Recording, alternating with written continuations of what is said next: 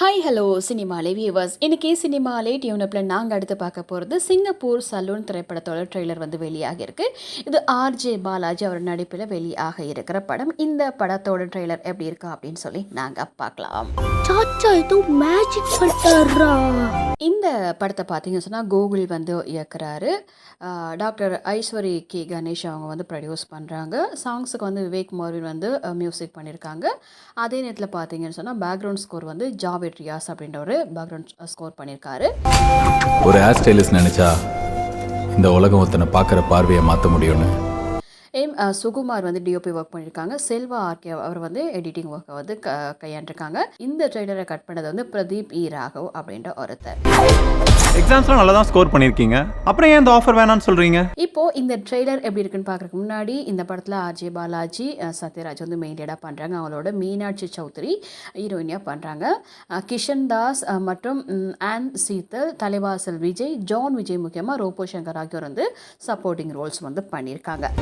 இதெல்லாம் குலத்தொழில்ப்பா, நமக்கெல்லாம் எப்படி செட் ஆகும்? இப்போ இந்த ட்ரெய்லர் எப்படி இருக்கு அப்படின்னு சொல்லி நாங்கள் பார்க்கலாம். இந்த ட்ரெய்லர் ஆரம்பிக்கக்குள்ளே பார்த்தீங்கன்னு சொன்னால் சாச்சா வந்து ஏதோ மேஜிக் பண்ணுறாரு அப்படின்ற மாதிரி ரெண்டு குழந்தைங்க, அதாவது ஆர்ஜே பாலாஜின்னு வைங்களே, அவங்க வந்து அவங்களோட தாத்தாவை வந்து லால் வந்து நடிக்கிறாரு.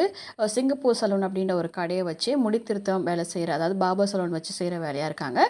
அதை பார்த்ததுலேருந்து ஆர்ஜே பாலாஜிக்கு அந்த தொழில், அதாவது இந்த பாபா சலூன் வச்சு அதில் ஒர்க் பண்ணணும், ஸ்டைலிஷ்டாக ஆகணும் அப்படின்றது அவருடைய ஆசையாக சின்ன வயசுலேருந்து இருக்குது. இன்ஜினியரிங் என்ன நம்ம குலத்தொழிலா? காலேஜ் எல்லாம் முடிச்சுட்டு அவர் வந்து பெரிய வேலைக்கு போகணும். அங்கே போயிட்டு அவருக்கு வேலையெல்லாம் வந்து இன்டர்வியூ எல்லாமே செட் ஆகுது. இருந்தாலுமே அந்த ஒர்க் அவருக்கு இன்ட்ரெஸ்ட் இல்லாமல் ஒரு சலூன் கடை வைக்கணும் அப்படின்ற மாதிரி ஆசைப்படுறாரு. இதனால் அவருடைய குடும்பம் மற்றவருடைய காதல் ஆகியவற்றில் வந்து பிரச்சனை ஏற்படுது.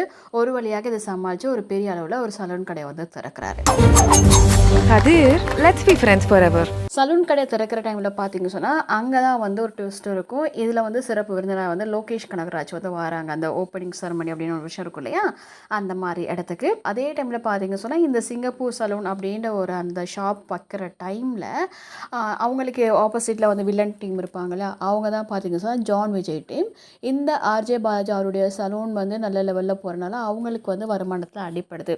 அதனால இந்த பெரியவங்க சின்னவங்க அந்த வேற்றுமை இருக்கும் இல்லையா, அந்த நடுத்தரும் ரொம்ப வசதி படைச்சவங்கன்னு சொல்லிட்டு அந்த டைமில் வந்து பார்த்தீங்கன்னு சொன்னால் அந்த அவங்க வந்து இந்த சலூன் கடை இல்லாமல் பார்க்குறதுக்காக பண்ணுற சில வேலைகள், அந்த முல்லமர்த்தம்னு சொல்லுவாங்க இல்லையா, அதெல்லாம் வந்து எப்படி சமாளிக்கிறாங்க அப்படின்ற மாதிரி தான் இந்த ட்ரெய்லர் வந்து காட்டியிருக்காங்க.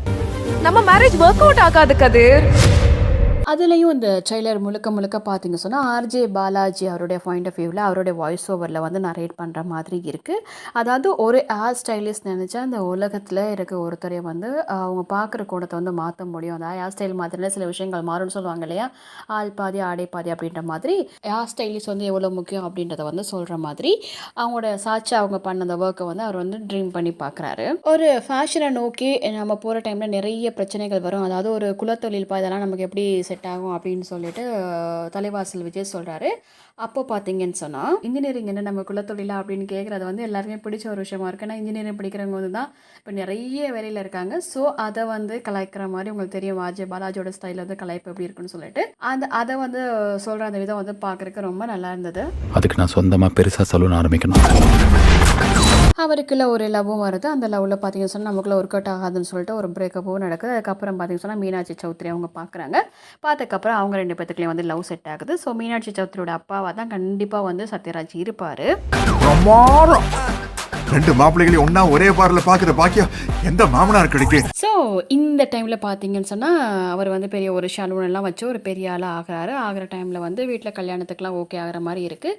ஸோ ரெண்டு மாப்பிள்ளையும் ஒரே டைமில் பார்க்குறது ரொம்ப சந்தோஷம் பிரமாதமாக இருக்குது அப்படின்ற மாதிரி நம்ம சத்யராஜ் அவர் பண்ணுற அந்த சின்ன சின்ன லொட்டிகளும் பார்க்குறக்கு ரொம்ப நல்லாயிருக்கு. ஒரு பேப்பர் ஆர்டிக்கலில் பார்த்தீங்கன்னா Chennai is biggest saloon in front of the luxuries apartment அப்படின்ற மாதிரி ஒரு சலூன் கடை வந்து ஓப்பன் பண்ணிருக்கதை வந்து அக்ஷர் அப்பார்ட்மெண்ட்டுக்கு முன்னாடி கட்டியிருக்க அந்த சலூன் கடை வந்து ரொம்ப ஃபேமஸ் ஆகுது. ஸோ அது வந்து பேப்பரில் வந்ததுக்கப்புறம் தான் பிரச்சனை அவருக்கு வந்து ஆரம்பிக்க போகுது. இந்த டைமில் தான் ஜான் விஜய் அவங்களுடைய அந்த என்ட்ரி, அதாவது இந்த பிக்கஸ்ட்னு சொல்கிறான், பிக்கஸ்ட் ஷெலோன்னு சொல்கிறான், நாமெல்லாம் வச்சுருக்குது என்ன அப்படின்ற மாதிரி அந்த கோவத்தை காட்டுற ஒரு இடமா இருக்குது. அந்த டைமில் இவங்களுக்குலாம் நம்ம வந்து அவங்களுக்கு கீழே இருக்க வரைக்கும் தான் நம்மலாம் ஓகே, அதுக்கு மேலே ஒரு அடி எடுத்து வச்சிட்டோம்னா நம்மளை வந்து கீழே தள்ளுறதுக்கு பார்ப்பாங்க அப்படின்ற மாதிரி விஷயம் இருக்கும் இல்லையா, அதை சொல்லிட்டு அவங்களுடைய அந்த ஃபீல்ஸை வந்து சொல்கிற மாதிரி ட்ரெய்லரில் காட்டியிருக்காங்க. கொஞ்சம் மேலே போனால் கூட அழிச்சிருவாங்க. இதனால ஏற்படக்கூடிய பிரச்சனைங்க, அதுக்கப்புறம் அவர் இப்படியெல்லாம் சந்திக்கிறாரு. ஸோ அதுக்கப்புறம் பார்த்தீங்க சொன்னால் நம்ம ஜீவா ஒரு இடத்துல வராரு. ஒரு விஷயத்தை வந்து கூர்ந்து கவனிக்கிற மாதிரி இருக்கும். அது அவர் எதுக்காக இங்கே வராரா, அவர் வந்து ஏதாவது ஒரு கெஸ்ட்டாக வராரா, இல்லைன்னா ஏதாவது பிரச்சனைக்கு வந்து அவர் வந்து தீர்வு காண போகிறாரா அப்படின்ற மாதிரி நிறைய விஷயங்கள் மண்டையில் ஓடிக்கிட்டே இருக்கு. இதுவும் பார்த்தீங்க சொன்னால் த அன்டோல்ட் ஸ்டாரி ஆஃப் த பார்பர் அப்படின்ற மாதிரி ஒரு டேக்லைன் போட்டிருப்பாங்க. அதுலேயும் பார்த்தீங்கன்னு சொன்னால் ஒரு இடத்துல வந்து ஹேர் கட் பண்ணுறது என்ன நெயில் கட் பண்ணுற மாதிரின்னு பார்த்தியா, அது வந்து அந்த டயலாக் பிடிக்கும் அப்படின்ற மாதிரி இருக்குது. இதுக்கப்புறம் அவங்க லைஃப்பில் என்ன நடக்குது அப்படின்ற மாதிரி ஒரு அழகாக சொல்லக்கூடிய ஒரு படமாக வரும் அப்படின்றதுல இந்த மாற்றுக்கிறதுல சிங்கப்பூர் சரம் சீரியஸாகவே நல்ல ஒரு காமெடி, அதே போல் நல்ல ஒரு ஜனரஞ்சகமான ஒரு படமாக ஒரு கமர்ஷியல் மூவியாக வரப்போகுது.